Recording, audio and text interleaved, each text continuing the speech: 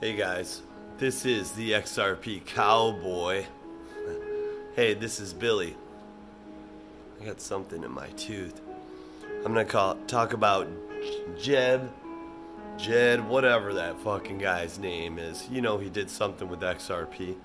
McCaleb, and we might talk about David again. Maybe a couple other things. Are you ready? We'll talk about this in a minute.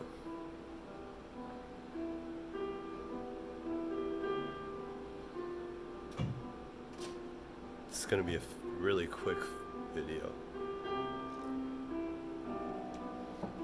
The cowboy's gonna try not to interrupt because I have something positive to say. Alexa off.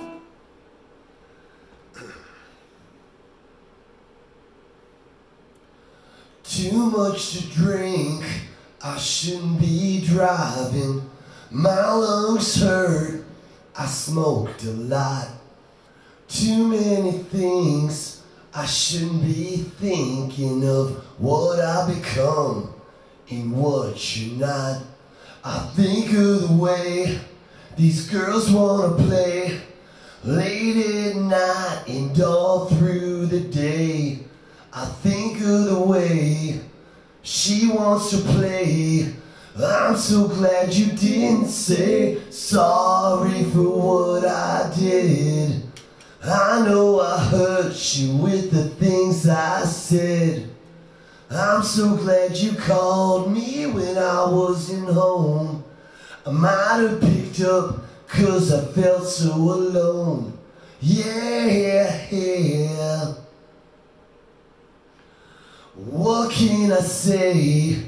My life's better after the day that you got caught. Cute little girl, I shouldn't be dating. I want them all and that's not enough. I think of the way this girl wants to play late at night and all through the day. I think of the way she wants to play. I'm so glad you didn't say sorry for what I did. I know I hurt you with the things I said. I'm so glad you called me when I wasn't home. I might have picked up 'cause I felt so alone. Yeah.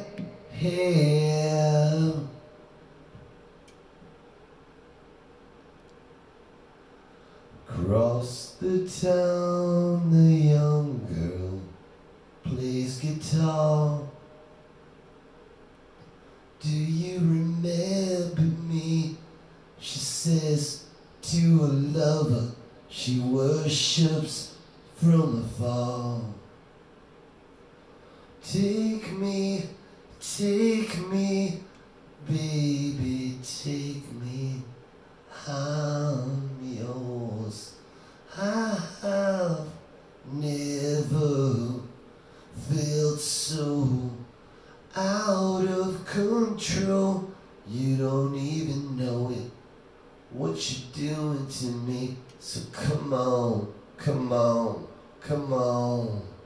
The Billy wants to say something beautiful about David Schwartz, but the cowboy's gonna say, you're not my fucking financial advisor, and if you were the CTO of a publicly traded company, the SEC would be coming down on you, motherfucker. Just like the Dark Knight, Elon Musk, the chosen one, the man that pumps Dogecoin because he's investing in it, and then when it gets to the top, he sells and the whole market crashes, like it's done like a dozen fucking times. Maybe this time is different, or maybe he's more invested in it. This is a man who shorted his own stock. This is a man that has had charges with the SEC for fraud, and he still goes on. The Dark Knight is the chosen one. And this is why people worried about Ripple and their XRP, they don't have to worry, because we all belong to the fucking night. Brad Garlinghouse, Bitcoin maximalists hate us because we're working for the man, for the fucking banks, for the fucking night.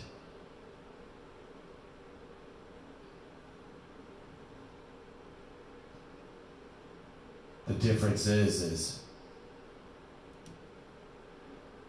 they needed us for the first time in fucking history. You gotta understand something here. You gotta fucking understand something here, and the cowboy to shut up. If it wasn't for the retail investors, there would be no liquidity.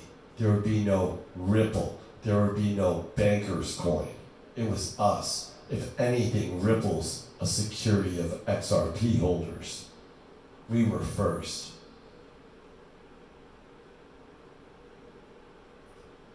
Another thing is this. The banks never wanted this to happen, but they knew if they didn't do something, it would go around them. The creators of XRP knew that, which is why they created Ripple. They knew they wouldn't just have an advantage. It would be a checkmate situation. Leveraged, pressured, inflicted, impossible to not engage in positioning. That's what happened to the banks. None of us need banks now. We're self-banked. Because we still are under that illusion that banks are to hold our money and transfer our money. The biggest lie. Banks do one thing, and that's borrow money from us depositors and invest it. Banks can invest 90% of your money. And if we all went to the bank tomorrow to get it, we wouldn't have it. It's an investment company. You see what's happening here? And they take the money we loan them and accept it for their own and consume it because it becomes theirs. Because if you want it tomorrow, it's not there. You can't have it back. The U.S. government banking system, let's throw the shadow banking system in there. Biggest Ponzi scam of all time. My daughter's coming out. But make no mistake, it was all or nothing for them. They adopt, or they're watching the Red Sox win the World Series. The first one through the wall is always bloody, isn't that what they say? And there's fucking blood.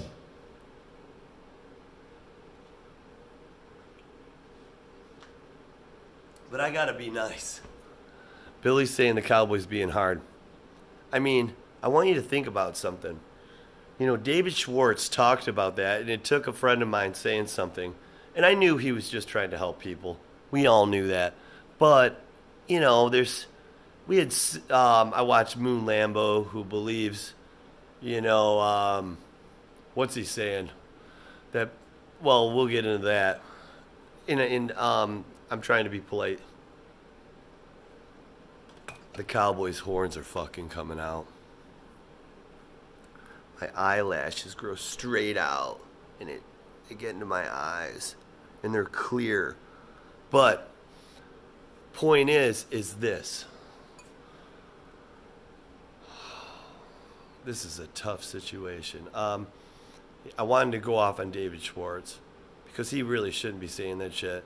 Apparently 630 million people on the Moon Lambo said this. I believe it to be the truth because he does give a lot of good content when it's from other outside sources. His opinion, though, is questionable. You know, we're from the same neighborhood, so I don't want to be too derogatory because I do think that's the greatest place for Moon Lambo does a great job with quick updates and all that stuff. I mean, you want to know what's going on, just go to the Moon Lambo's channel, you know. But problem is it costs a lot of people money if the price goes up. If it doesn't, great. You know, and I get it, he's being responsible. But let me tell you what I did. I bought, and this is, well, the cowboy wants to say something. Just keep your fucking mouth shut, Dave. But Billy would say, he is awesome. He cares about us. I really think he does. And this is the thing. We invested in VeChain. We put $4,500 in there at a fifth of a cent, or less than a fifth of a cent. And I did sell and buy back a little lower, but my house, I owe $180,000 on it. And I'm not like, it hasn't even set in. But you know, my thing is my definition of wealth is having a house that can't be taken away, because we lost one as a kid. If you watch my other video with my dad, and then when my son was born, I had a business and it was struggling severely. I mean, it was horrible, the money we were losing. But I had a dream and I believed in it, and I wasn't going to fight. I was going to fight. I wasn't going to stop. They would have had to take me out of that place. At one point, I was 6 months behind in rent, but I didn't give up. And ultimately, you know, I lost I had to pick my house or the business. The house, looking back, wasn't that great, but it was everything to me. And I had a baby, and we moved out, and they wouldn't sell us another house, so we were looking for rentals, because me and my wife were married, even though I owned the house before her. And I thought, this is bullshit. I didn't give up. I didn't fight until I heard what I needed to hear. Remember that. Don't give up. And I thought, well, maybe these mortgage companies won't do it, but maybe a bank will. And my wife ended up buying a house that was 2 houses ago now, because this was 10 years ago, in her name. And guess what? It happened. It worked. So I picked the business, and my wife was still able to buy a house. So we didn't, you know. But the day we moved out, the next day, people came in and threw the stuff we left behind on the curb, you know. And I couldn't imagine if she was there for that. And imagine her worries, holding an infant, you know. But this is not about that. This is a point I'm trying to make. I always gauged my definition of wealth because I saw what my parents went through. And my wife, see, I could live in a fucking trailer. In fact, the cowboy did live in a trailer. I mean, I could live on a campground and shower at the YMCA. In fact, I did, because we didn't have fucking water or electric when I was with my parents. Not my, you know, but that could have happened. But point is when David Schwartz said that, you know, I was thinking XRP is supposed to give me my generational wealth, you know, and you can interpret that a lot of ways. And I do think a $10 XRP should be taken for granted, and $100, if you hold it long enough, is going to be there. But I did diversify into other coins, and VeChain was one of them. I have a video about it, and I put 4,500 in there at a fragment of a penny. And after hearing, like, I was kind of like, this could be, maybe this will make me rich before XRP or whatever. But when I heard David Schwartz last night, I ended up cashing out 75% of it. And it was at 180,000. That's what I owe on my house, 188,000. And I have over 100,000 now. So now I can pay my house off because of VeChain. And I have to, like, say the cowboy's fucking nuts, bashing David Schwartz, because if he didn't say that, I may have not cashed it out, and I cashed it out at 20 cents, and I cashed my VThor out at 24 cents. I'm combining the two. And I still have 1 million VThor and 200,000 VeChain. And now I can pay my house off. And I probably wouldn't have done that. And you know, when I cashed it out, now it dropped. I mean, I think, I don't know, 10, 15%, 20%, but I guess the hardest thing was letting go of it. Sometimes when something's great, it's hard to walk away from it. And I think that's what David Schwartz was saying. But now I'm going to have a house that would have taken me 25 more years to fucking pay off, assuming VeChain dropped, you know? But if it keeps going, I need to be okay with that, because it's a high quality problem. It's not about getting the whole fucking pizza. I'd argue I got 10 pizzas for this. But, I mean, when do you sell? I'm up 6,000% or something. Whatever it is, but I'm just trying to say this so you know my story. So because I feel bad because I was a little negative towards David. And another thing is that's what's possible. But I'm not selling my XRP. Let's go. Look at this. Isn't she pretty? You got a pretty mouth. I know that's fucking weird, right? But we're drinking wine now. So you got to deal with the fucking cowboy. I'll just show you. I want you guys to see how I prepare for a video. I did that today. There's no preparation. So I said Jeb. I haven't talked about Jeb, though. So here's the thing. Gosh, I'm sorry, Moon Lambo. I really love you, man. In fact, this isn't a Moon Lambo thing. He's great for updates. He's got a great personality and everything. But so Jeb, we always hear that his selling makes no difference. But I want to imply something here, and I want you to think about it. We'll call it the ripple effect. Get it?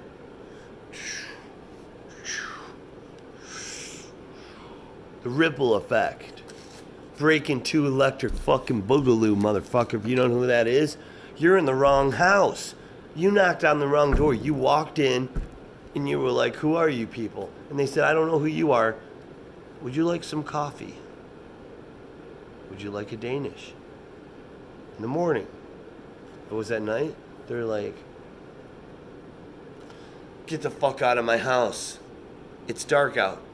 People are evil at night. You know, my wife sometimes will see somebody walking down the street and she'll say, ooh, that person's scary. And I say, ooh, the most vicious people in the world look normal. Do you think evil comes from the face you're born with, honey? You know, it's like crazy fucking land. Ted Bundy. You may have walked him to the car and carried some groceries for him if he wanted you to. But it wouldn't have worked out probably for you. Unless you're the cowboy. Because the cowboy steals cars, plays with Chinese stars.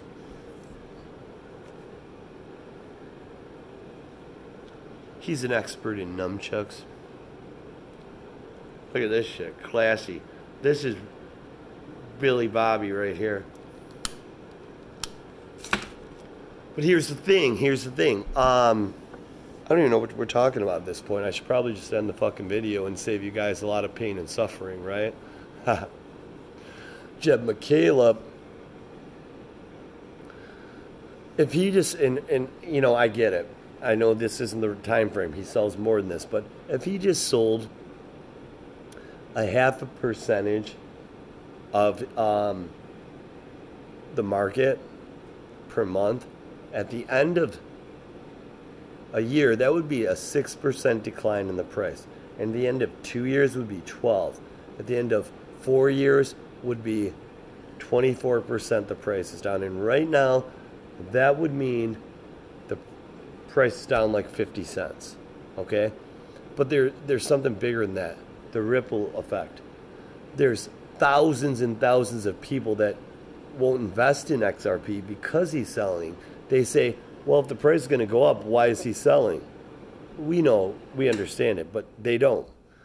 And then there's people every month when they're new investors and they hear about the co-founders selling, and they say, wait a minute, oh fuck, once the price drops, you know, they start looking for information, and that comes up, and his name pops up.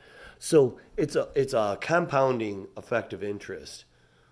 People say Einstein said is one of the, seventh wonders or whatever the world, but he didn't say that. There's nothing that proves that, but it's true. Compounding of interest. So you got people not buying because of him selling. You got people selling because they heard he sold. And then you have the market, when the price dips a little bit, snowballing that to make it dip more. So to say that it doesn't matter, it does matter. Just look in conventional markets when a CEO sells their position. It's a fragment of the supply, but the market sells off significantly. It could drop 10%, sometimes 20%. And we're already in a speculative market where people are fucking YOLOing and fucking hodling and all this shit. So to say it doesn't matter, it matters. And to say that Brad Garlinghouse, you know, is being sued by the SEC because he was I wouldn't say gifted. He was given something for pay, like XRP, and then he decided to sell it so he could get his money, is ridiculous. It's not manipulation. I mean, hey, here's some money. You can never spend it. That's what they're trying to say that he should have done. Of course he should spend it. And of course he should take some profits. And I don't think it's bad that Jeb sold his. In fact, to me, he had the right to sell it whenever he wanted to. And maybe that would have been better if he could have sold it all at the beginning, because the pain would be gone. But to say it doesn't affect the market is insane.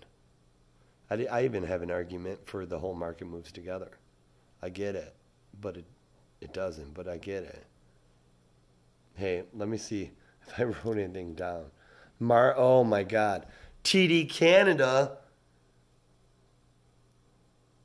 You can buy XRP on the stock market. How about that shit? That's huge. We will see that in the price. And I'll just leave it at that. You can research it. But the market cycle, I was listening to... Oh, fuck. This is, you know, I feel like a negative my name's Nancy. I really like King Solomon. He does a great job. You know, I really liked him about 6 months ago when he had his, like, there was a little dark side to his shit. And, you know, his voice is really good. But he said he thinks the bull market's going to end soon. I think that's interesting because we're running into a utility cycle and we have Coinbase listed and the masses are coming in. So I have to argue the market's always going to dip, but it's not going to correct 90% because we have institutional money in there. They're going to buy every 30% off sale they can. Remember that, especially with the utility tokens. So I guess I want to be nice because I really like King Solomon. He's friends with a buddy of mine, Darren Moore. And Darren Moore fucking brings that shit. But ultimately, you know, I can't imagine. Yeah, we might have a 3-month sideways 30% correction, but if you've been through what we have since, you know, I've been in this since 17, that's like a fucking buying opportunity. You know, everybody I know that owns XRP is saying, God, I want to buy more, but the price won't drop. But when it drops, they're like, what the fuck's going on, Billy? And I'm like, I turn to the XRP cowboy, and I say, I thought you wanted this. Don't fucking call me. Don't fucking call me red, because I don't have fucking hair. I don't have red hair. Don't call me. And I had this idea. Today. And it was beautiful. Like your face. My dreamers. My fucking dreamers. My dreamers. The light above your face is incredible. I give you my words. Because I want you to feel me. I don't want you to just hear my voice. I want you to feel what I'm feeling. I shouldn't drink and smoke on this channel, but it's hard to do a station with Billy by himself. He needs the cowboy. And we are who we are. Everybody hides behind a mask of illusion of what they want to be, or what, you know, and it's sad. They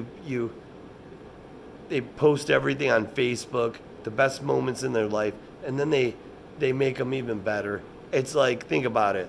You got these girls on vacation that are like this. The weather's cold, the water's cold, we're bored out of our mind. Let's take a selfie. Let's take a selfie. And then they're sticking their chests out. They're like with a drink, and they're like, click, and then it's like, you know, that's the fucking life. It's only real if you see it on fucking Facebook. If it's not on Facebook, it didn't fucking happen. Or if you didn't post a selfie on some social media form. It's fucking crazy.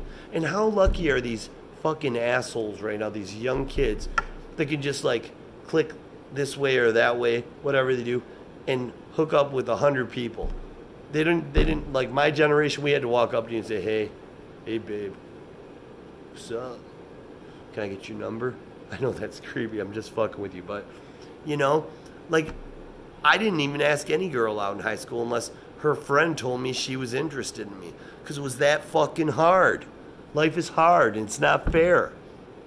So I'm not mad at them. It's just not fair.